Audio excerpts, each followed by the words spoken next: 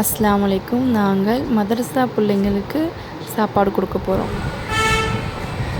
120 பரோட்டா, 30 பிள்ளைங்க இருக்காங்க.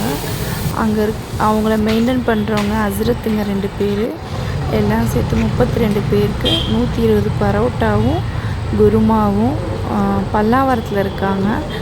அங்கே தான் நாங்கள் போய் சாப்பாடு கொடுக்க போகிறோம். இன்ஷா அல்லாஹ் துஆ பண்ணுங்கள். எங்களால் முடிந்த உதவி இன்னும் அதிகமாக நாங்கள் செய்கிறதுக்கு நீங்கள் துஆ பண்ணுங்கள். இந்த ஹஸ்ரத் தான் அங்கே பார்த்துக்கிறாங்க பிள்ளைங்களெல்லாம். அட்ரஸ் தான் சொல்கிறாங்க. நான் உங்களுக்கு விசிட்டிங் கார்டில் அனுப்புகிறேன்.